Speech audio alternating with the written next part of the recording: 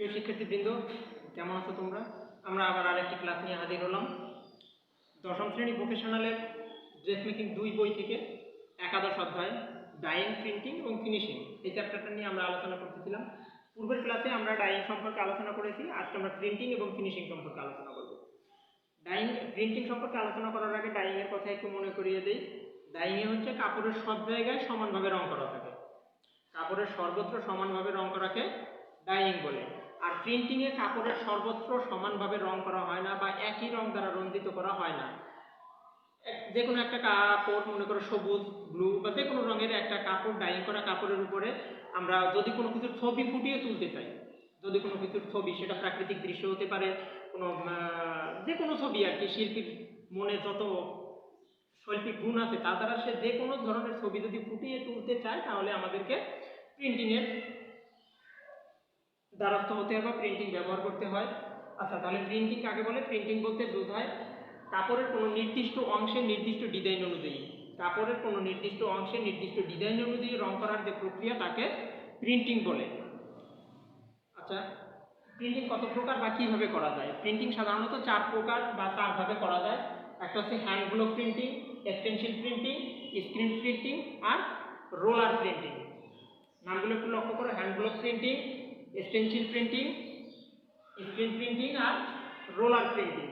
আচ্ছা, hand block printing কাকে বলে? হ্যান্ড ব্লক প্রিন্টিং কাকে বলে? তোমরা যদি কখনো কোনো মেলায় বা যে কোনো অনুষ্ঠানে যদি যাও, কিছু কিছু জায়গায় দেখা যায় যে ছোট বাচ্চারা হাতে এক ধরনের প্রিন্ট করে। এক লোক কাঠের কিছু ব্লক নিয়ে বসে থাকে, ওতে বাচ্চাদের হাতে বা যে কোনো জায়গায়, যদি যে জায়গায় সে চায় একটা ছাপ মেরে দেয়।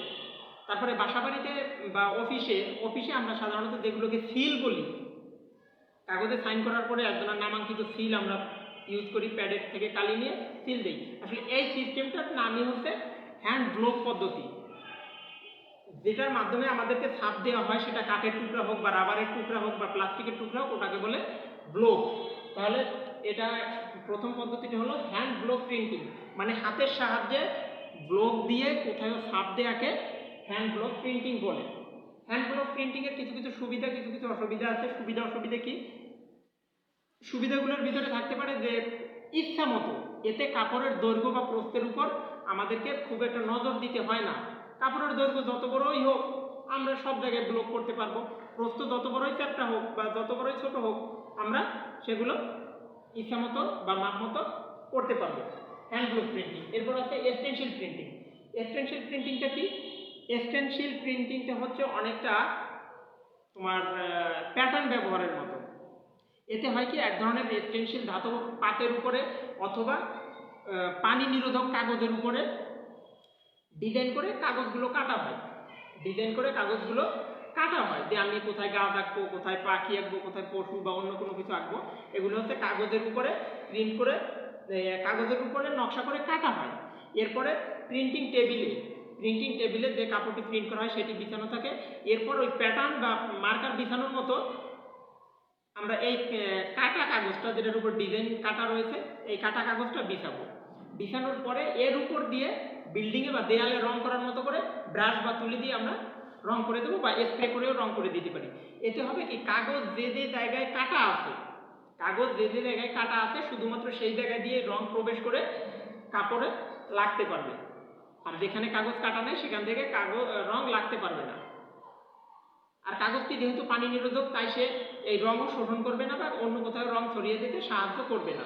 এরপর তুমি যখন উপর থেকে কাগজটি সরাবে, কাগজটি সরানোর পর দেখবে দিব্যি নিচে সুন্দর একটি তোমার কাঙ্ক্ষিত ডিজাইন রয়েছে। Stencil printing. এরপর আছে স্ক্রিন প্রিন্টিং। স্ক্রিন প্রিন্টিংটা ওই স্টেনসিল প্রিন্টিং এর মতোই এমনটা, তবে স্ক্রিন প্রিন্টিং এ একটু পার্থক্য হচ্ছে, স্টেনসিল প্রিন্টিং এ আমরা যেমন কাগজ কেটে ফেলেছিলাম, ডিজাইন থেকে কাগজ, ডিজাইন অনুযায়ী কাগজ কেটে ওই জায়গায় ফাঁকা করে দিয়েছিলাম, বিধায় ওই দিকে দিয়ে রং কাপড়ে প্রবেশ করছে। কিন্তু স্ক্রিন প্রিন্টিং এর বেলায় হয় কি, স্ক্রিনটা হচ্ছে মেশ জাতীয় এক ধরনের কাপড়, সস্তা এক ধরনের কাপড় থাকে, ওতে অসংখ্য ছোট ছোট ছিদ্র থাকে, খুব ছোট ছোট ছিদ্র থাকে। ওই জায়গায় বিভিন্ন ধরনের রেজিন দিয়ে ডিজাইন অনুযায়ী কম্পিউটারাইজড স্ক্রিন তৈরি করা হয়। আমার শুধুমাত্র যতটুকু জায়গা দিয়ে যে ডিজাইনটা থাকবে ওই ছিদ্রগুলো বাদে বাকি ছিদ্রগুলো রেজিন দিয়ে আটকিয়ে দেওয়া হয়। স্ক্রিন প্রিন্টিং এর ক্ষেত্রে। স্ক্রিন প্রিন্টিং এর মেশ জাতীয় কাপড় ইউজ করা হয়, এতে অসংখ্য ছোট ছোট ছিদ্র থাকে। আর কম্পিউটারের সাহায্যে আমি শুধুমাত্র ওই কাপড়টার যতটুকু জায়গা আমি ডিজাইনটা চাচ্ছি বা যে ডিজাইনটা চাচ্ছি ওই ডিজাইনটার মতো ছিদ্রগুলো বাকি রেখে বাকি ছিদ্রগুলো রেজিন দ্বারা পূর্ণ করে দেওয়া হয়, মানে কাপড়ের ওই ছিদ্রগুলো বন্ধ হয়ে যায়, ওই জায়গা দিয়ে বাতাস বা কোনো তরল পদার্থ আসা যাওয়া করতে পারে না। এরপরে আমরা স্ক্রিনের যে কাপড়টা বা স্ক্রিনের যে পেপারটা থাকে ওইটা কাপড়ের উপর রেখে এর উপর রং দিয়ে আস্তরণ দিলে বা রং ওর উপর দিয়ে পাস করলে শুধুমাত্র ডিজাইনের যে ছিদ্রগুলো ফাঁকা ছিল, যে জায়গায় রেজিন দেওয়া হয়নি, ওই জায়গা দিয়ে রংটা কাপড়ে প্রবেশ করে, এভাবেই ডিজাইনটা হয়। এরপর আছে রোলার প্রিন্টিং। স্ক্রিন প্রিন্টিং এর পরে আছে রোলার প্রিন্টিং। রোলার প্রিন্টিংয়ে এটা খুব ব্যয়বহুল প্রক্রিয়া, সাধারণত ফ্যাক্টরিতে ছাড়া এটা করা হয় না, কিন্তু stencil printing, hand block printing আর হচ্ছে স্ক্রিন প্রিন্টিং এগুলো যে কোনো মানুষ, যে কোনো উদ্যোক্তা বাসায় করতে পারে, মোটামুটি কম ব্যয়বহুল। কিন্তু রোলার প্রিন্টিং এটা সাধারণত ফ্যাক্টরিতে ব্যবহার করা হয়, এর উৎপাদন ক্ষমতা বেশি, ফিনিশিং ভালো হয়।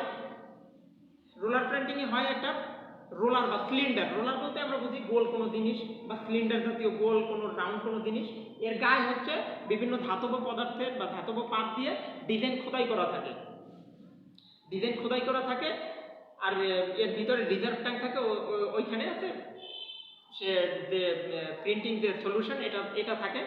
যখন কাপড় রোলারের নিচ দিয়ে আসে, রোলার চাপ দিয়ে কাপড়টাকে ভিতর দিয়ে পাস করে এবং এই চাপের ফলে ওই ডিজাইনের জায়গা দিয়ে রং বেরিয়ে এসে কাপড়ের গায়ে লেগে যায়।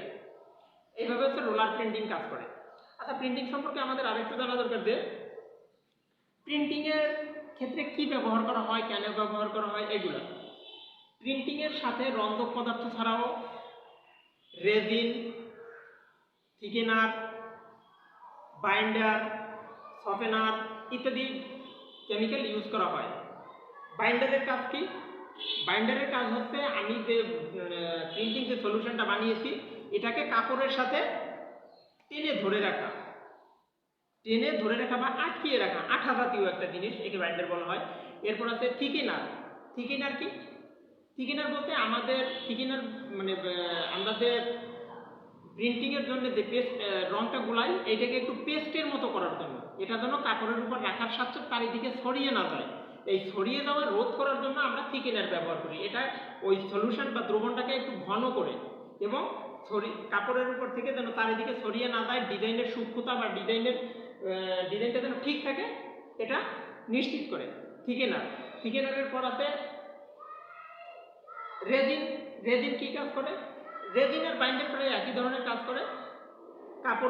কাপড়ের সাথে প্রিন্টিংটা যেন অনেক দিন পর্যন্ত লেগে থাকতে পারে, তাই রেজিন বা বাইন্ডার এগুলো কাজ করে। এরপর আছে সফেনার। সফেনার হচ্ছে কাপড় বা ডিজাইনটাকে নরম করার জন্য ব্যবহার করা হয়।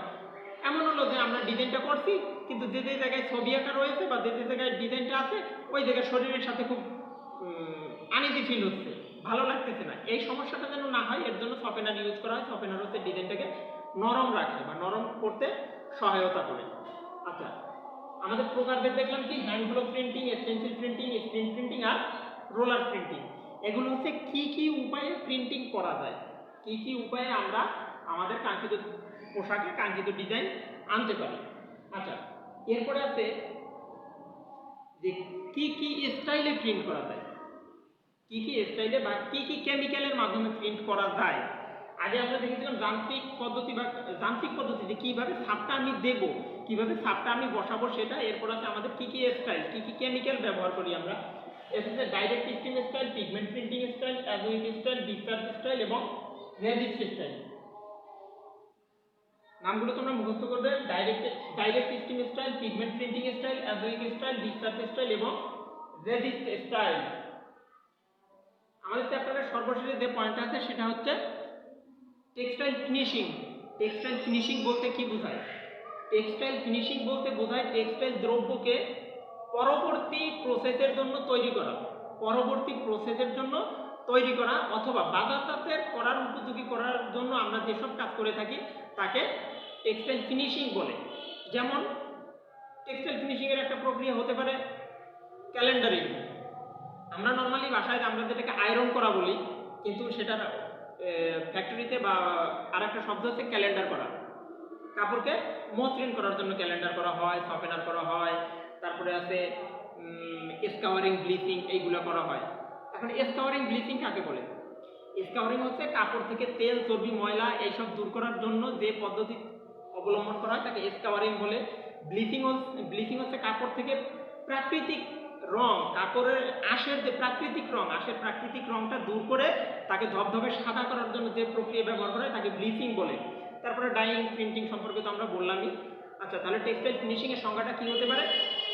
পোশাককে বা টেক্সটাইল দ্রব্যকে, পোশাক বললে পূর্ণাঙ্গ পোশাক বুঝে, আমরা টেক্সটাইল দ্রব্য যদি বলি তাহলে ভালো হবে। টেক্সটাইল দ্রব্যকে পরবর্তী প্রক্রিয়ার জন্য উপযোগী করে তোলা বা বাজারজাত করার জন্য উপযোগী করতে যে ধরনের পদ্ধতি অবলম্বন করা হয় তাকে টেক্সটাইল ফিনিশিং বলে। তাহলে আমরা আজকে আলোচনা করলাম প্রিন্টিং কাকে বলে, প্রিন্টিং কি কি পদ্ধতিতে করা যায়, প্রিন্টিং এর স্টাইল এবং টেক্সটাইল ফিনিশিং। প্রিন্টিং আমি আবার একটু রিভিউ দিচ্ছি। প্রিন্টিং কাকে বলে? প্রিন্টিং বলতে বোঝায় কাপড়ের নির্দিষ্ট জায়গায় নির্দিষ্টভাবে ডিজাইন ফুটিয়ে তোলার যে পদ্ধতি তাকে প্রিন্টিং বলে। প্রিন্টিং কয় পদ্ধতিতে করা যায়? 4 ভাবে করা যায়। একটা হচ্ছে হ্যান্ড ব্লক, স্টেনসিল প্রিন্টিং, আর একটা স্ক্রিন প্রিন্ট, আর হচ্ছে রোলার প্রিন্ট। আর প্রিন্টিং স্টাইল আছে কয় প্রকার?